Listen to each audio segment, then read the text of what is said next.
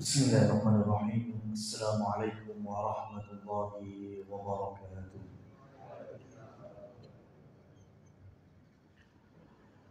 Innal hamdalillah nahmaduhu wa nasta'inuhu wa nastaghfiruh wa natubu ilayhi wa na'udzu billahi min shururi anfusina wa sayyiati a'malina. Man yahdihillahu fala mudilla lahu wa man yudlil falan tajida lahu waliyyan mursyida. Asyhadu an la ilaha illallah wahdahu la syarika lah wa asyhadu anna Muhammadan abduhu wa rasuluh. Amma ba'du, rekan-rekan jamaah muslimin muslimat rahimani wa rahimakumullah. Alhamdulillah, pada pagi hari ini kita kembali bisa bermuajahah, berjumpa dalam ketaatan kepada Allah Subhanahu wa taala, yaitu mengawali waktu kita dengan mendengarkan yang menjadi seperti kewajiban setiap muslimin dan muslimat, yaitu memahami bagian demi bagian dari agama ini. Ketika pondasi kehidupan kita di dalam Al-Quran salah satunya wa may yattaqillaha yaj'al lahu makhrajan wa yarzuqhu min haitsu la yahtasib. Barang siapa yang bertakwa kepada Allah Subhanahu wa taala, maka niscaya Allah akan menurunkan pintu-pintu solusi dari segala macam permasalahan. Dan Allah turunkan rezeki dari pintu yang tidak pernah kita sangka-sangka. Rekan-rekan sekalian yang dirahmati Allah Subhanahu wa taala, kalau kita gambar segitiga, ya, bisa dibayangkan ada gambar segitiga, punya dua kaki. Ini dulu kita belajar kan ada segitiga sama kaki. Paling puncuknya, sudut tertingginya, di situ Allah Subhanahu wa taala. Kemudian di dua kaki adalah kita dengan apa saja terkait dengan dunia ini. Mau pasangan, mau pekerjaan, usaha apapun, hubungan dengan teman, semuanya urusan dunia. Kita di salah satu kakinya, urusan dunia di salah satu kaki yang lain.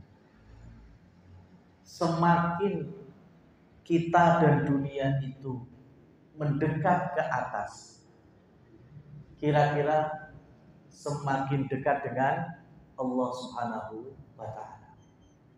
Tapi kalau semakin kita turun, artinya semakin kita menjauhkan diri kepada Allah Subhanahu wa ta'ala, maka semakin kita tidak akan pernah mengenal siapa yang menurunkan rezeki dan menurunkan segala macam solusi dari kehidupan. Artinya, kalau kita pengen hidupnya barokah, ya, tenang, bisa legowo, banyak sabarnya, maka usahakan antara kita dengan dunia itu sama-sama naik, supaya dekat dengan Allah Subhanahu wa ta'ala. Kita kemudian pekerjaan kok nggak berusaha naik, sudah mau sesibuk apapun, mau sengoyo apapun, jauh dari Allah Subhanahu wa ta'ala. Apa bedanya kita dengan orang-orang kafir? Ya. Orang-orang kafir memang Allah Subhanahu wa ta'ala dengan maha adil dan bijaknya Allah berikan hak mereka selama di dunia. Tapi di akhirat semua mereka adalah orang-orang yang merugi. Orang beriman tidak berhak iri dengan orang-orang kafir. Karena kita punya keimanan hari setelah ini yaitu barzah, hari sesudah barzah yaitu hari akhir. Dan Allah Subhanahu wa taala masih memiliki 99 rahmatnya untuk orang-orang yang beriman, dan itu khusus Allah berikan kapan? Di hari akhir. Ma'asyiral muslimin wal muslimat rahimani wa rahimakumullah tabaraka wa ta'ala. Ketika Allah ciptakan Nabi Adam, Allah ciptakan Nabi Adam dengan memerintahkan pertama malaikat Jibril untuk mengambil tanah di muka bumi. Jibril datang mengambil tanah nggak mau diambil. Ya. Kemudian gagal. Allah turunkan Mikail untuk mengambil tanah. Ketika Mikail pengen mengambil beberapa tanah di muka bumi ini, tanah juga nggak mau. Ya. Gagal juga. Sampai Allah Subhanahu wa taala turunkan malaikat yang lain, yang ketika mengambil beberapa tanah di bumi ini, tanah-tanah tadi menolak. Apa kata malaikat ini? Aku mengambilmu karena perintah Allah Subhanahu wa taala.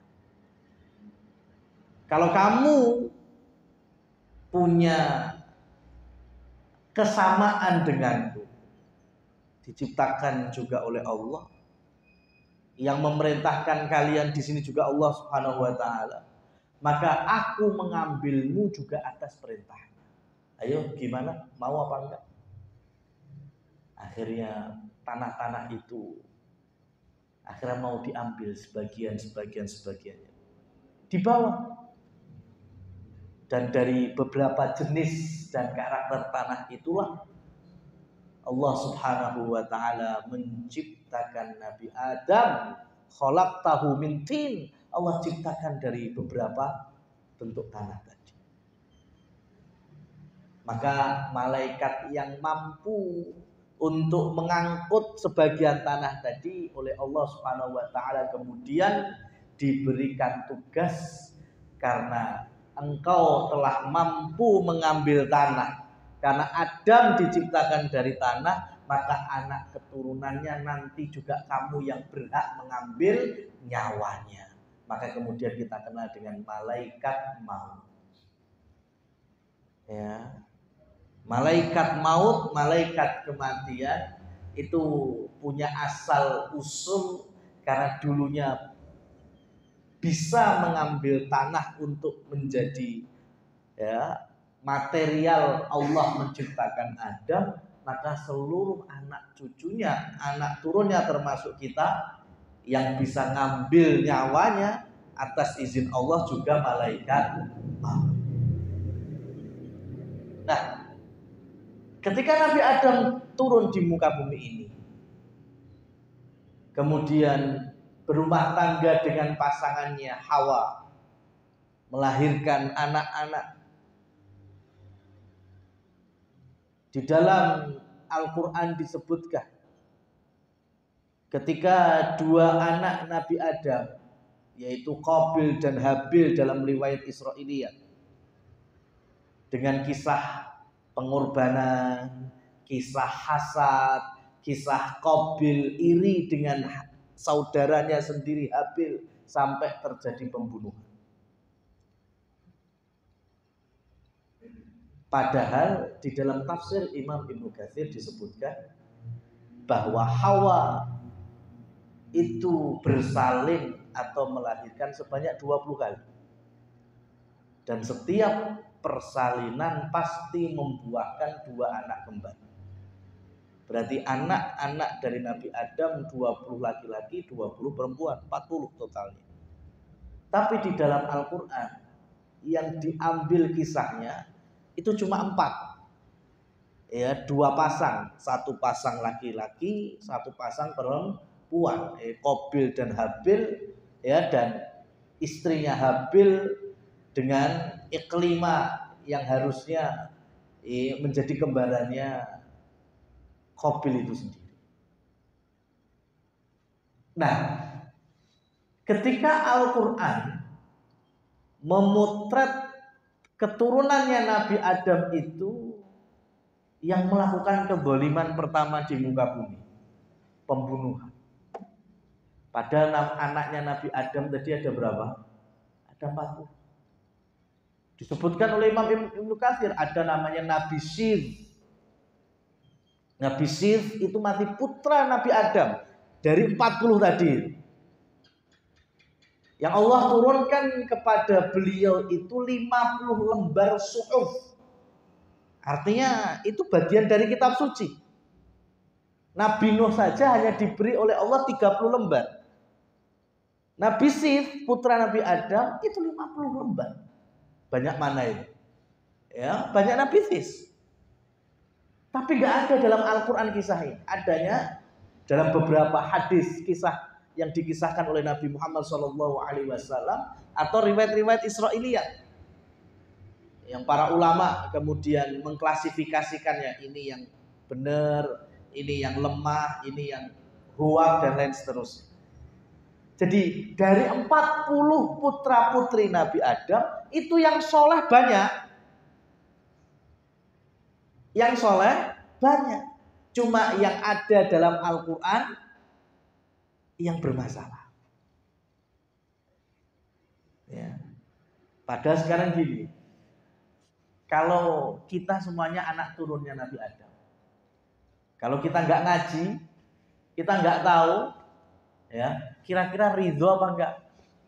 Sampean-sampean ini anak keturunan yang Qabil gelem berarti disebut, ya kan? Berarti anak keturunan pembunuh semua, ya kan? Pasti kita nggak ridho, kita nggak rela kalau disamakan dengan bapak kita ini yang anak yang bernama Qabil dari Nabi Adam. Wah, masa kita anaknya pembunuh? Kita pengennya ya anak-anak Nabi Adam yang soleh-soleh. Tapi kan yang di dalam Al-Quran yang dipotret bukan yang itu.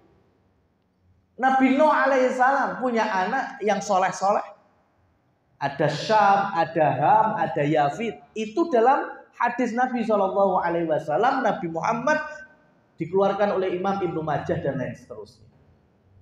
Tapi dalam Al-Quran, anaknya Nabi Nuh yang menjadi penutup kisah Nabi Nuh ketika mengucapkan, memanggil, menyeru putranya, ya bunayyarkam ma'ana, wahai anakku, ayo bertobatlah, ikut naik kapal bersama ayah.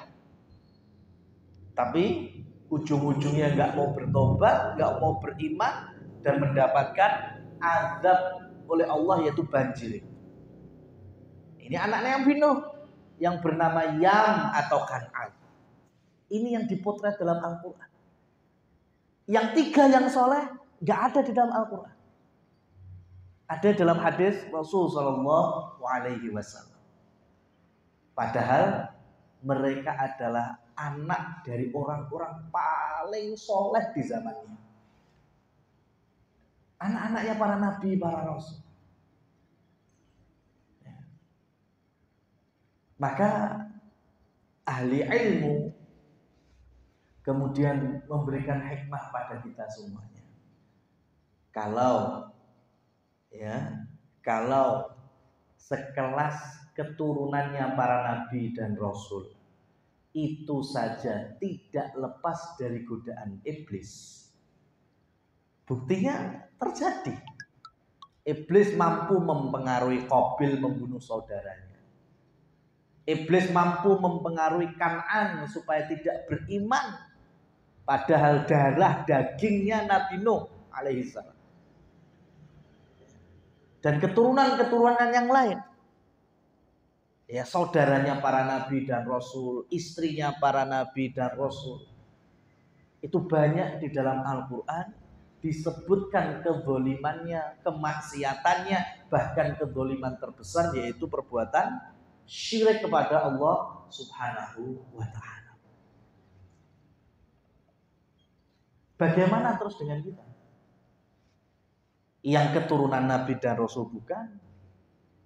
Ya, punya teman dekat para nabi dan rasul juga bukan, maka sangat terbuka bagi kita untuk semakin jatuh dan mudah terjerumus dari godaan iblis. Termasuk ketika Nabi SAW sudah mewanti-wanti. Kaidah berikutnya diambil dari firman Allah Subhanahu wa taala, wa in tuti' aktsara man fil ardi yudhilluka an sabilillah. Dalam surat Al-Furqan Allah menyebutkan wa in tuti', jika kalian mengikuti, mentaati aktsara man fil ardi, mayoritas manusia di muka bumi. Bahasa mudahnya umume menungso. Yudhilluka an sabilillah. Mereka lebih banyak menyesatkan dirimu dari jalan Allah Subhanahu wa taala. Ini pondasi, ini kaidah bahwa kebenaran tidak pernah bisa ditolak ukuri dengan kebanyakan pengikutnya. Kebenaran bukan itu tolak ukur. Ya.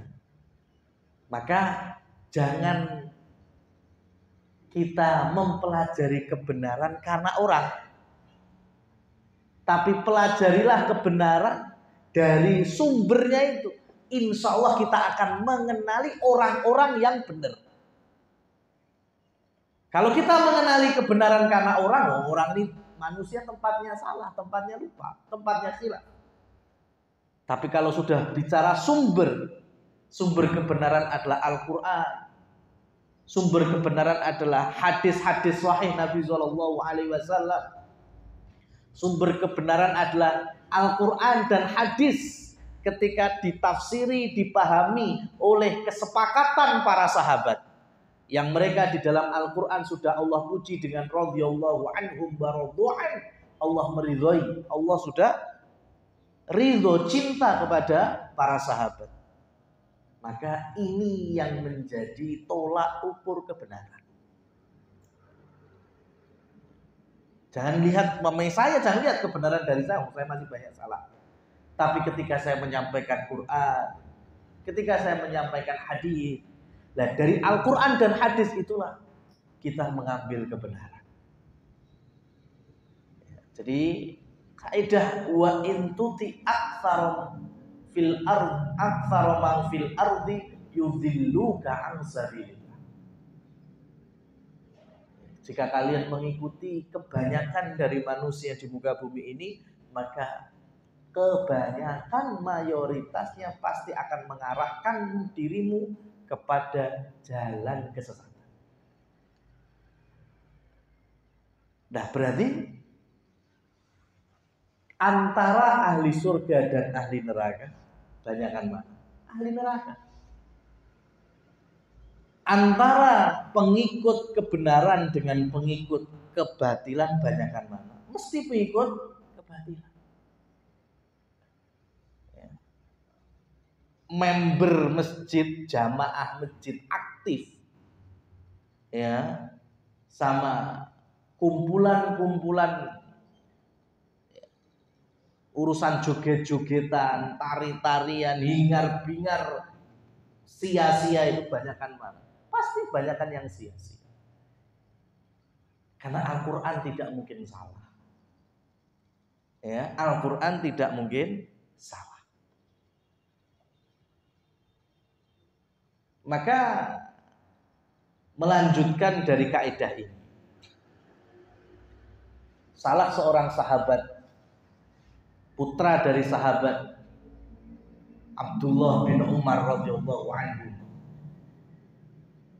Abdullah menyebutkan dan mengatakan, man bana fi biladil a'ajim wa sana'a rusihim wa mihrajihim wa tashabbaha bihim hatta yamut wa huwa kadzalika khusyira ma'hum yaumal qiyamah. Barang siapa yang ridho untuk hidup di negeri orang-orang kafir, karena ada loyalitas di sana. Karena hukumnya kita tinggal di negeri kafir itu haram sebelum ada catatan-catatan yang lain. Contohnya apa? Berubah, mengambil ilmu yang muslimin belum punya. Nah, ini boleh. Bekerja karena di negeri tersebut belum punya orang yang profesional kecuali kita yang muslim, diambil jasa kita. Tapi kan ada kontraknya, ya 2 tahun, 4 tahun, 5 tahun. Udah ada regenerasi, pulang kita. Jangan punya angan-angan tinggal di negeri kafir selama-lamanya, nggak boleh. Muslim nggak boleh punya niat tinggal di negeri kafir bahkan sampai mati di sana. Haram hukumnya. Apalagi hanya dengan alasan gaji besar, uang. Ini dunia kan. Pada Jumatan susah, sholat jamaah masjid aja nggak ada di kabupaten itu, di distrik itu, jauh, ya, nggak punya teman-teman sesama akidahnya, sama-sama iman, sama-sama Islam, nggak ada. Kalaupun anaknya sekolah di tempat-tempat orang-orang kafir, banyak madharatnya. Maka Abdullah ibnu Umar radhiyallahu anhu telah menyampaikan, siapa yang ikut tinggal membangun negeri kafir itu bersama orang-orang kafir karena punya loyalitas, ada kebanggaan. Kemudian wasana'a nairuzahu, kemudian dia ikut juga meramaikan, merayakan perayaan hari raya Nairuz wa mihrajahum, ataupun hari raya Mi'rajan. Ini karena Abdullah ibn Umar masih hidup di zaman para sahabat,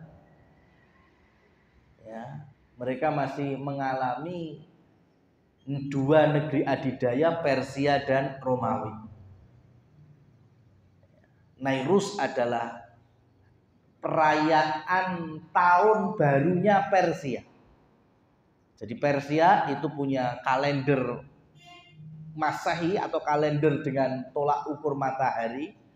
Itu setiap pergantian tahunnya itu dikenal dengan hari raya Nairuz. Mi'rajan juga sama. Ya, dari pergantian musim ada perkebunannya apa mamanya, antara musim ini musim berikutnya. Itu kalau ada pergantian musim dirayakan oleh orang-orang Persia. Dan itu sampai ke Madinah. Muslimin yang ada di Madinah tahu itu. Makanya sekelas Abdullah radhiyallahu anhu menyebutkan, siapa yang ikut merayakannya wa tashabbaha bihim, maka termasuk ikut-ikutan menyerupai orang-orang Persia itu. Hatta yamut, apalagi kalau dia mati masih dengan model seperti itu. Khusyira ma'ahum yaumal qiyamah, maka kelak di hari kiamat dibangkitkan bersama orang-orang yang dia loyal itu orang-orang Persia. Ini Abdullah mengatakan di mana? Di Madinah. Mengatakannya kepada siapa? Muslimin hari itu. Ya, bukan kepada orang Persia, ya bukan. Tapi kepada muslimin generasi-generasi berikutnya. Generasi tabi'in, ya, generasi tabi'ut tabi'in yang sudah lahir. Jadi kalau kalian muslim tapi kemudian tinggal dan membangun negeri kafir atau merayakan perayaan mereka sampai meninggal, maka di hari kiamat kalian akan dibangkitkan bersama mereka. Kira-kira mau apa enggak kita dibangkitkan dengan orang-orang yang kafir, yang jelas mereka menyekutukan Allah, mengingkari Allah, tidak mau menyembah dan beribadah kepada Allah. Nah, kita dibangkitkan di antara mereka. Dan yakin hari ini iblis setan pasti menggoda kita, lah pengusik suwi kiamat. Ya, siapa apa mesti bener sing mbok rungokne dan lain seterusnya. Jadi hampir setiap tahun nasihat, wejangan ya semacam ini terus kami sampaikan. Ini bukti cintanya kita kepada sesama kaum muslimin, muslimah, supaya tidak jatuh merayakan perayaan yang bukan milik kita. Ya, merayakan perayaannya orang-orang kafir. Setidaknya yang paling dekat dari hari ini yaitu tahun baru. Nairus tadi disebutkan yaitu awwalu yaumin fis sanati syamsiyah indal fursi. Ya.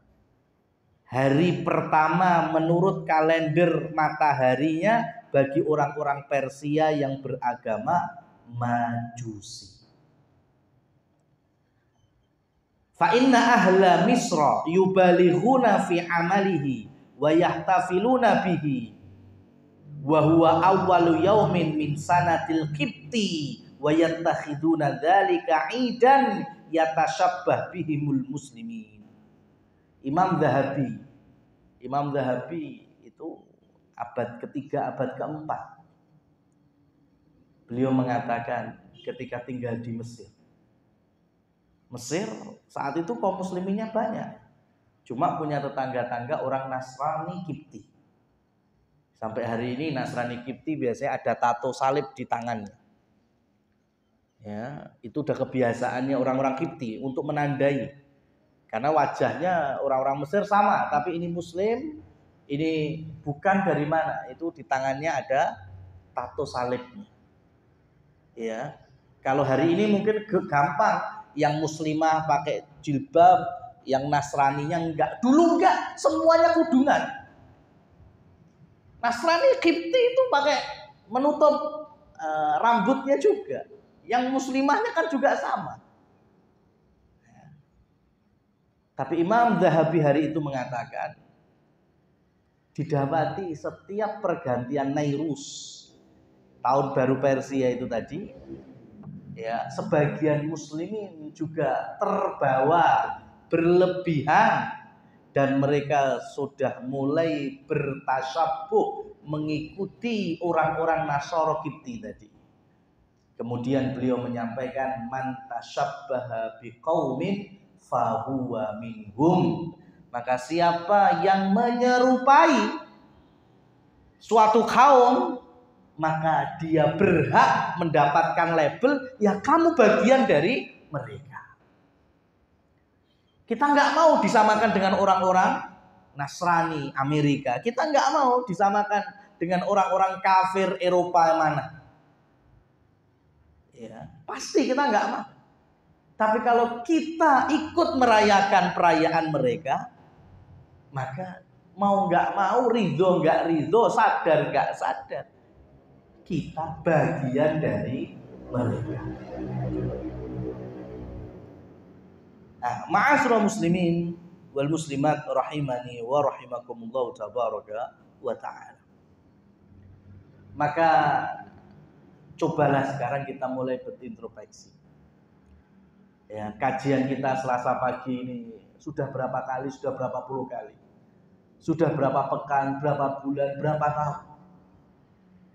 Sudah ada dampak soleh, suatu maslahat, suatu kebaikan atau belum pada diri kita? Kalau sudah, ya alhamdulillah. Itu bukan karena saya, bukan. Itu berarti Allah telah menganugerahkan hidayah di hati kita. Syukur itu nikmat. Ya. Tapi kalau nggak ada efeknya, jangan-jangan ya hanya sebatas ritual aja.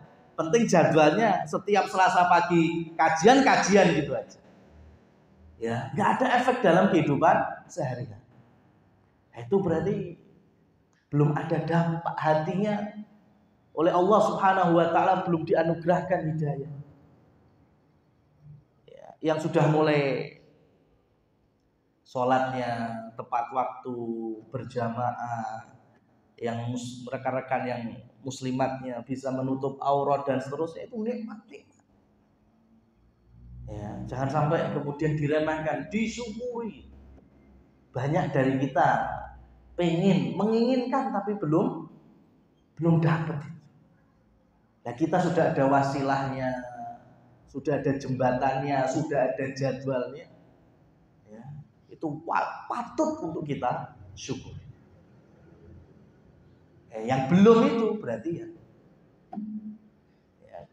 banyak-banyak doa ihdinas shiratal mustaqim, ihdinas shiratal mustaqim.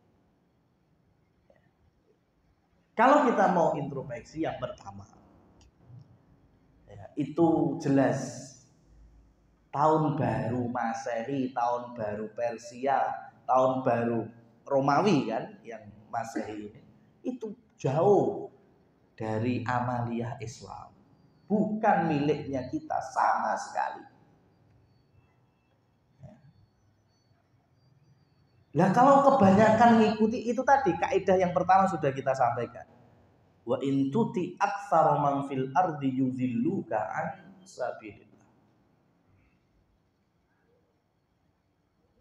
Sekarang kalau kita pengen ngambil contoh dari pribumi sendiri. Ya. Kita dulu punya ulama masyhur. Ya, enggak tahu sekarang sudah dimasukkan ke pahlawan Indonesia belum. Pendiri ormas terbesar Kiai Haji Hasyim Asy'ari rahimahullah tabaraka wa ta'ala, yang membidani lahirnya Nahdlatul Ulama. Ketika orang-orang Belanda mulai mewajibkan bagi pribumi untuk kemudian diambil pajak, ya, diambil pajak. Dan saat itu mata uang Belanda sudah mengitari negeri kita ini, gulden ya. Maka Hasyim Asy'ari rahimahullah mengeluarkan fatwa bahwa muslimin tidak boleh membayar pajak kepada VOC dengan gulden mereka. Silahkan. Ya, kita sedang dijajah ini. Kalau mereka mengambil pajak dari kita, ambillah kambing-kambing kita. Bayarlah dengan sapi-sapi kalian, dengan hasil-hasil kebun kalian. Tapi jangan memakai uang mereka. Karena itu bagian dari produk kafirnya mereka. Nanti silahkan, ini ucapan saya ini ada semua di Google. Ya. Silakan, itu leluhur kita.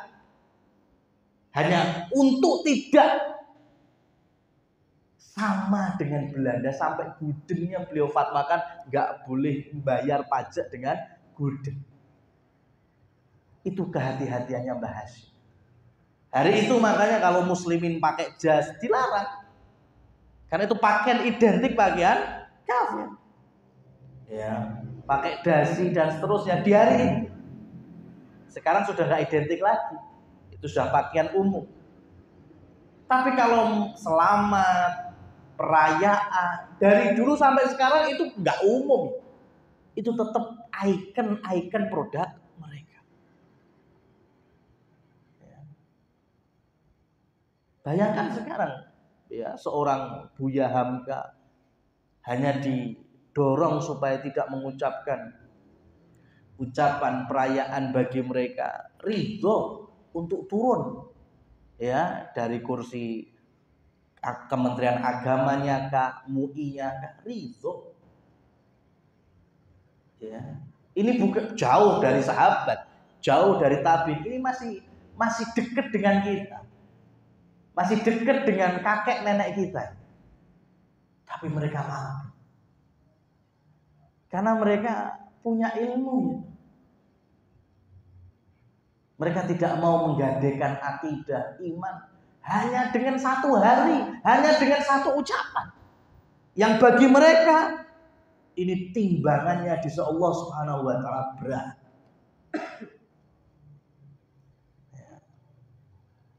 Bagaimana kemudian Mbah Hashim juga sampai memberikan pelajaran perbedaan tabdzir dan israf. Ini semuanya sih keburukan. Tapi kemudian sampai dijelaskan tabdzir sama israf. Ini sama-sama mubadzir bagi kita. Tapi menurut beliau, kalau kita makan nggak dihabiskan, itu israf namanya. Ya, kita beli baju sampai kemudian ngutang-ngutang, itu namanya israf. Ya, tapi ini lebih mending dari tabdzir. Tabdzir itu apa? Kalian keluarkan harta meskipun sedikit tapi untuk maksiat. Ya, sedikit tapi untuk maksiat, itu versi para ulama kita loh. Saya nggak nyebut ulama ya, ulama kita. Itu dengan tabdzir. Ya. Bayangkan sekarang berapa harga petasan gitu. Paling 10.000, 20.000. Berapa harga kembang api? Paling cuma 50.000.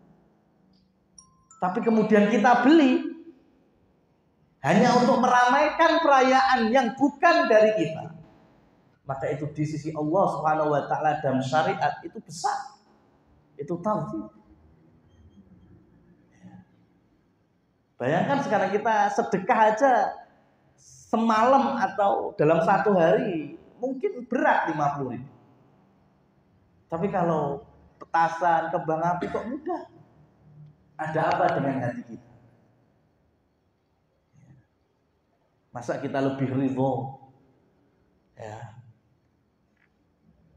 Yang muslimatnya ketika ada perintah menutup aurat masih dengan alasan nanti dululah. Ya, belum siap. Tapi ketika malam tahun baru siap terus itu keluar rame-rame.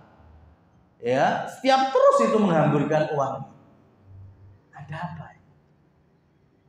Ya. Itu kita patut untuk berkaca setiap masing-masing dari kita. Nah, itu yang pertama. Ya. Kita yakini bahwa perayaan tahun baru tidak pernah dikenal dalam Islam. Ya, Islam itu tidak pernah mengenal hari raya kecuali 2, Idul Fitri, Idul Adha, sudah. Kalaupun ditambahin pekanan cuma Jumatan, sudah. Semua hari sama. Ya, semua hari dalam Islam semuanya sama. Kalau sampai ada perubahan, ganti tahun, ya, dalam sistem kalender Komariah itu yang diutamakan malah di akhir tahunnya, yaitu di bulan Dzulhijjah. Ya, ada ibadah kurban, sholat Idul Adha, kemudian yang punya duit ada haji, ya, kumpul semua di situ. Banyak sekali ibadah-ibadah di penghujung tahun. Habis itu Muharram biasa aja, mau 1 Muharram, 2 Muharram sama aja, nggak ada perbedaan. Yang kedua, ya, yang dikenal dengan tasyabuh ini tadi, yaitu menyerupai mereka. Yang dilarang itu yang ikon-ikonnya. Kalau masalah zahirnya makannya sama, itu urusan dunia nggak masalah. Ya, kendaraan kita sama dengan kendaraan mereka, itu bukan masalah. Bajunya ya internasional umumnya sedunia sama, nggak masalah. Yang nggak boleh itu baju-baju khusus kalau itu identik dengan mereka.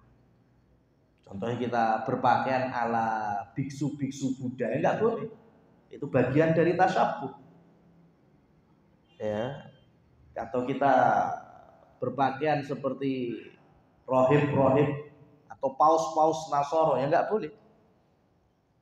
Karena itu ada identiknya agama yang bukan dari kita. Ini yang dikatakan tasyabuh. Kemudian juga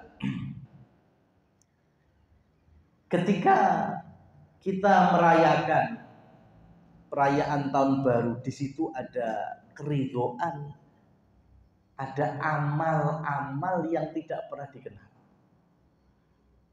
Dan ini bagian besar dari dosa, yaitu membuat syariat baru. Ya, lebih baik kita ini ketika ada yang haram kita sebut haram, ketika Allah halalkan ya kita sebut halal, meskipun kita masih bermaksiat.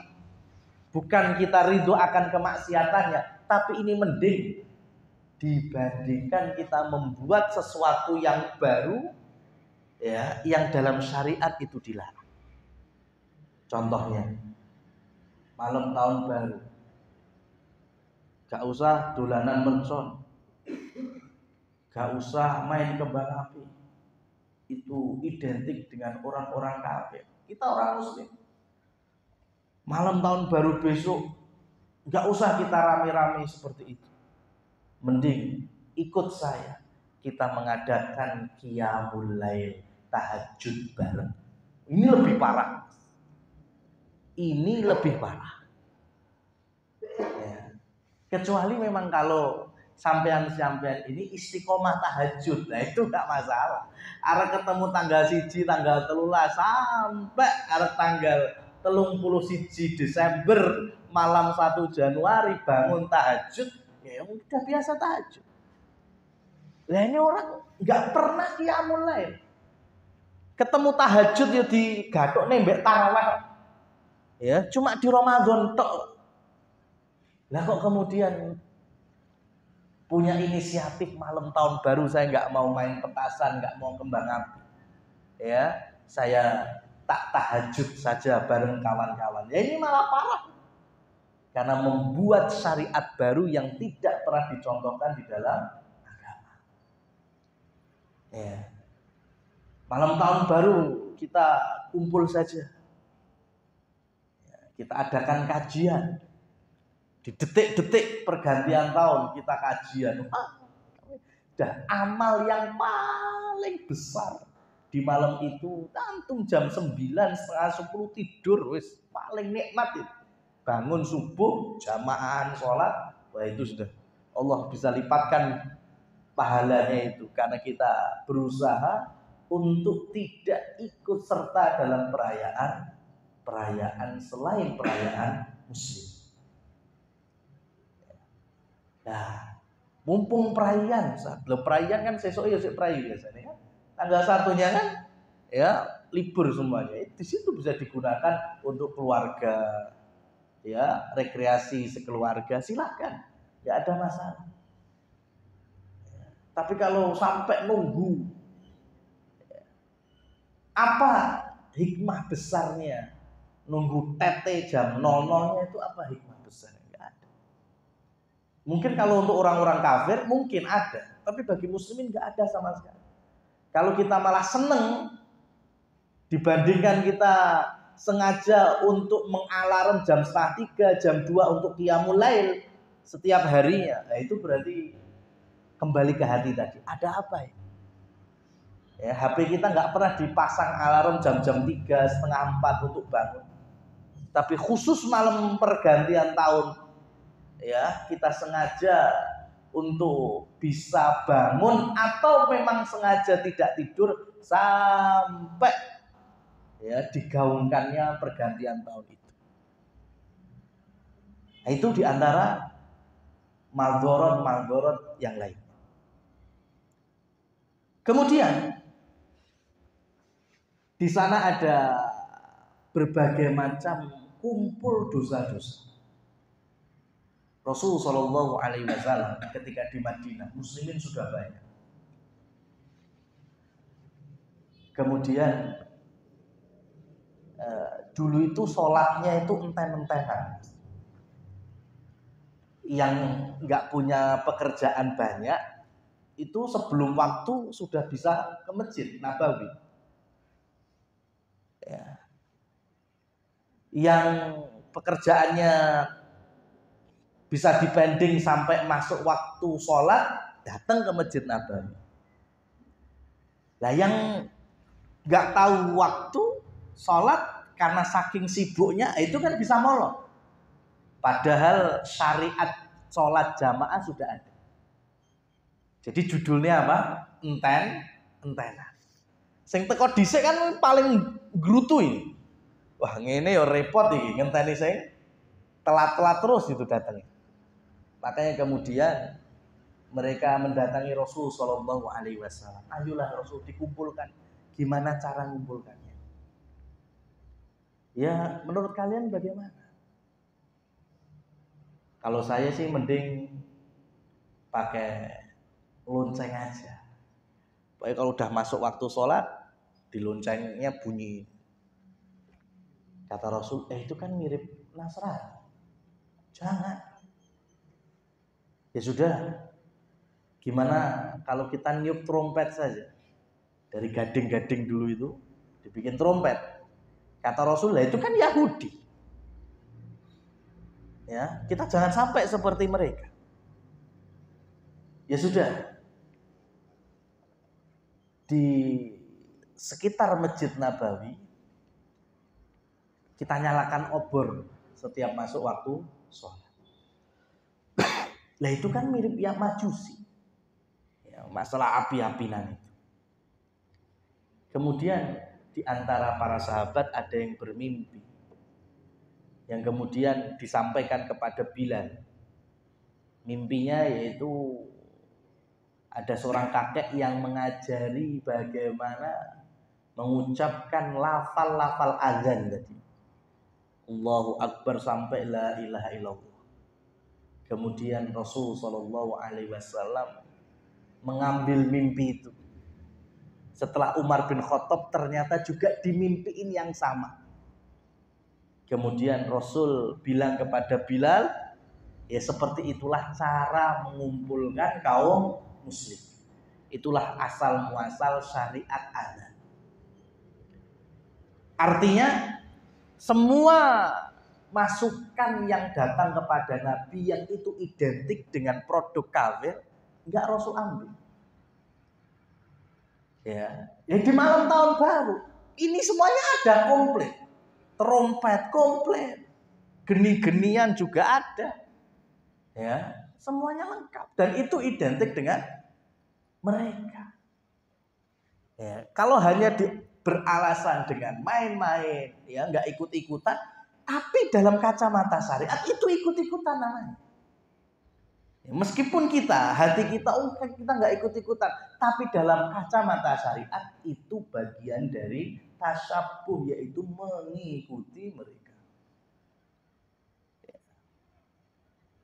Nah, ma'asyiral muslimin wal muslimat rahimani wa rahimakumullah tabaraka wa ta'ala. Ini yang zahirnya, apalagi yang mungkin tersembunyi dari itu. Artinya ada pasangan yang belum sah kumpul di situ di malam itu, ya miras, narkoba juga mungkin ada, melalaikan subuh karena bergadang. Ya, bergadang itu hukum asalnya kan makruh. Sebagaimana hadis Aisyah radhiyallahu anha, Nabi membenci tidur setelah maghrib atau sebelum isya dan begadang sesudahnya. Ya, Jadi begadang itu hukum asalnya makruh. Tapi kalau ada sesuatu ya seperti suami istri bercengkrama, bercanda-canda, nah itu enggak apa-apa malah. Kemudian kita mengislahkan, mendamaikan saudara-saudara kita, itu enggak apa-apa. Ya, atau mungkin kita mendalami ilmu, itu enggak apa-apa, diskusi, rapat-rapat, musyawarah, ya, yang di sana ada kebaikan enggak apa-apa. Tapi di luar itu hukum asal begadang apa? Makruh.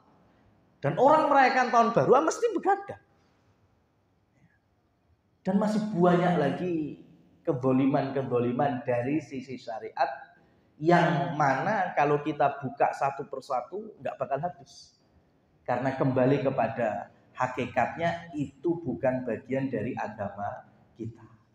Oleh karenanya ya kembali kepada kaidah yang kami sampaikan, yang pertama adalah wa in tuti aktsara man fil ardi yudhilluka an sabilillah. Barang siapa di antara kalian mengikuti kebanyakan manusia pasti akan menjerumuskan kalian dari jalan Allah. Dan kaidah berikutnya man tasyabbaha biqaumin fahuwa minhum, maka barang siapa yang mengikuti satu kaum maka dirinya bagian dari kaum tersebut. Semoga Allah Subhanahu wa taala menjaga kita, memberikan rahmat dan barokahnya kepada kita sekalian, dan menjadikan kita jauh dari godaan-godaan iblis, setan untuk ikut serta perayaan-perayaan yang bukan dari syariat agama Islam wal muslimin. Aqulu qouli hadza walhamdulillah wabillahi taufiq wal hidayah. Wassalamualaikum warahmatullahi wabarakatuh. Saya waktu udah. Mungkin ada saudara-saudara yang bertanya. Silakan Bu. Terima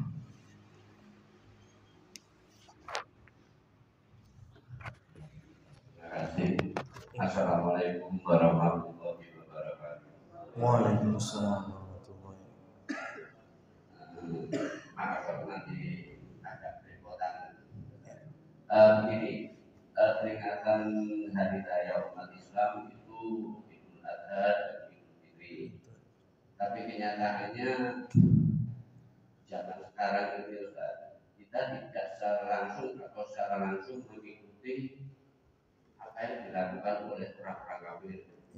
Nah, contohnya kalau takbiran, delay, teriak-teriak, abu-abu tegang. Nah, yang saya tahu, kalau kita mengagungkan asma Allah, kita berdoa, kita berzikir, itu harus meledakkan diri dan suara perlahan. Apakah takbiran itu kita itu memang memperingati hari raya kita itu juga mengikuti tata cara orang-orang kafir? Terima kasih. Masya Allah. Takbir bagian dari perayaan kaum muslimin. Dalam Idul Fitri dan Idul Adha itu ada takbir. Ya, Rasul Shallallahu Alaihi Wasallam memerintahkan fakabbiruha, bertakbirlah kalian membesarkan nama Allah, bahkan di semua tempat dan waktu. Secara mutlaknya ya, secara mutlaknya. Ya, nanti ada beberapa muqayyad yang ditentukan. Ya, antara kita keluar ke tempat sholat id, kalau Idul Adha bisa sampai tanggal berapa? Hari akhir Tasyrik 13 Dzulhijjah. Artinya ketika Rasul Shallallahu Alaihi Wasallam memerintahkan kita bertakbir dimanapun, di pasar-pasar suruh bertakbir. Muslimat ketika di rumah mereka diminta untuk bertakbir. Sebisa mungkin kita membesarkan nama Allah Subhanahu Wa Taala. Termasuk adik-adik, anak-anak, silakan berangkat sekolah di hari tapi lah mungkin sekolah ya perai mesti foto ya, atau mungkin ketika berangkat ke masjid lah bertakbir silakan ya. Dan Rasul Shallallahu Alaihi Wasallam bagi laki-laki diperintahkan untuk bersuara keras di pasar-pasar kan, pasar zaman Nabi kan laki-laki itu takbir Allahu Akbar la ilaha illallah wallahu akbar walillahil hamd. Ya. Jadi ada kalau di situ oleh Rasul Shallallahu Alaihi Wasallam diminta untuk bersuara keras, ya kita berarti bersuara keras. Ya, bersuara keras di sini masing-masing. Di Masjid Nabawi itu kayak gitu. Yang baru datang tiba-tiba di pojokan takbir keras suaranya. Yang di depan sudah tadi takbir keras suaranya. Itu terjadi. Nah, kemudian mulai sudah gak ada zaman Nabi, zaman sahabat, zaman ini mulai kemudian iblis godanya. Piye to sampean? Ya. Mosok neng kono takbir kurang gaya. Ya, lebih kumpul loh. Cukup satu aja. Takbir duluan. Wah, jadi komandan. Lek dek wis bar baru semuanya ngikuti. Nah, ini kemudian muncul kur takbir. Ya, ini mulai salah ini. Mulai nggak seperti zaman Nabi lagi. Gimana caranya? Ya nunggu satu orang dulu yang takbir, komandannya. Udah sampai Allahu Akbar walillahil hamd. Baru yang lain bareng-bareng Allahu Akbar. Allah. Nah, itu namanya dipimpin, ini namanya kur. Ini yang sudah nggak seperti contoh Nabi. Sekarang kalau kita jumlahnya di sini yang kesel diem boleh, boleh. Yang masih semangat takbiran silahkan. Ya, nggak ada masalah, nggak perlu ada pimpinannya, nggak perlu. Memang ada, ya ADART takbirannya juga nggak ada. Ya, semuanya mau takbir silahkan. Cuma untuk perempuan lebih khusus, mereka jangan sampai menyuarakan kecuali mereka dengar sendiri. Kalau di rumah beda, tapi kalau di luar rumah, ya suara mereka juga bagian dari ya panah setan untuk menggoda lagi. Nah, begitu pula ke masalah tarlingnya. Ya, tarling atau takbir keliling. Sekarang umpamanya saya malam Idul Fitri mau ngasih oleh-oleh ke rumah nenek. Ya kan? Saya naik motor umpamanya perjalanan 20 menit. Umpama, selama perjalanan saya takbir boleh apa enggak? Boleh. Kalau ternyata saya bawa adik-adik, nggak bisa pakai motor, pakai mobil. Dalam mobil saya takbir, adik-adik saya takbir boleh? Boleh, nggak ada masalah. Ya. Tapi laki-laki digoda sama setan. Jangan mosok kayak gitu toh. Ya kan? Sewa 10 kelinci. Tentukan rutenya. Ya kan? Dari mana, kemana. Ya, lah itu yang menjadi masalah berikutnya. Ya. Kemudian jangan cuma suara toh. Suara toh yang bikin cepet ngantuk. Gimana? Ada DJ-nya kalau bisa. Waduh, orang terima rebana ya kan? Kemudian pakai ya usaha-usaha yang lain, yang mana disitulah kemudian iblis ungkang-ungkang seneng. Kenapa? Karena ketika ibadah dicampur maksiat, itulah yang disebut dengan talbis. Talbis itu kebenaran dicampur dengan kemaksiatan. Itu lebih disukai iblis. Ya, itu lebih disukai iblis. Kita ini nggak sholat, ya dosa besar. Tapi kalau kemudian kita sholat, gerakannya tidak seperti dicontohkan oleh Nabi. Kita bikin gerakan sendiri. Sing penting kan aku sholat.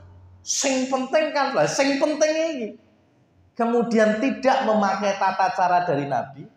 Wah, itu malah lebih besar lagi dosanya.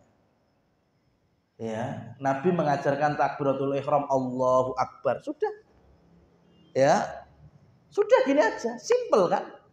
Mau yang agak bawah, mau yang agak atas, bebas. Tapi ada yang kurang merasa khusyuk, kurang merasa bener sholatnya, sampai takbiratul ihramnya diputer-puter ping 13. Allah. Ya, itu lebih bahaya. Rasul nggak pernah ngajarkan ini, nggak perlu.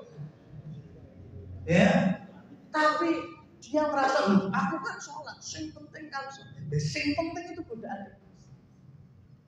Ya, Rasul ngajarin, ayo baca subhanallah, alhamdulillah, ping 33 habis sholat. Ya, ping 33 digoda sama kok ping 33 tok, tambah 99 Asmaul Husna aja 99.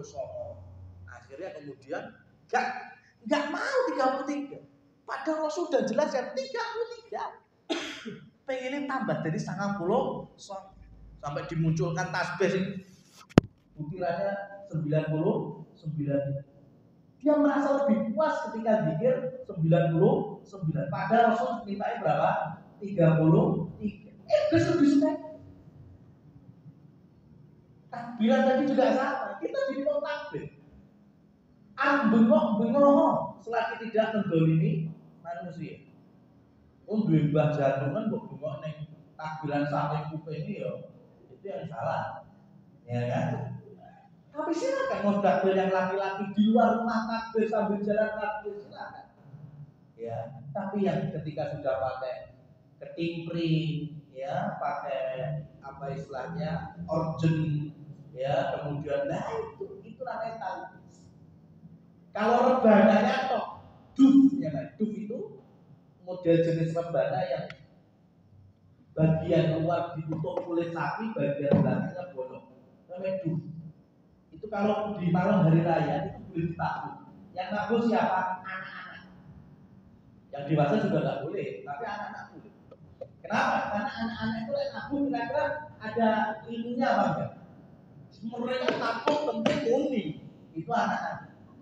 Ya, tapi kalau udah dibikin tim, ya gue sudah beda. Ya, itulah yang kemudian lebih disukai iblis. Benar, takdirnya benar, tapi kemudian dihiasi, diambil paket yang di sana, ya bahkan ngambil dan mengadopsi dari ciri-ciri yang bukan dari Islam. Kelilingnya silakan keliling, dalam arti keliling, gak usah. Mungkin ada yang terserah sing rono yang pengen arep ning lapangan, sing arep gowo Superman yang boleh Pak Lek silakan. Ya, tapi jangan kemudian dijadwalkan, apalagi dijadikan perlombaan, ya, kemudian dijadikan sebagai ajang yang rata-rata isinya bukan menghikmai lapan-lapan takbir, tapi hanya gegap gempita rame-rame. Wallahu a'lam bishawab. Cukup kiranya. Lupa ada moderator. Oh iya. Masih itulah. Pak, mungkin ada yang sebelum saya tutup, mungkin ingin ada yang saya tanya Pak. Mudah-mudahan ini bukan suatu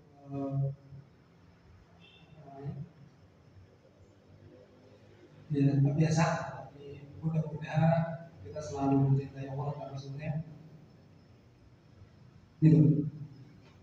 Assalamualaikum warahmatullahi wabarakatuh. Waalaikumsalam.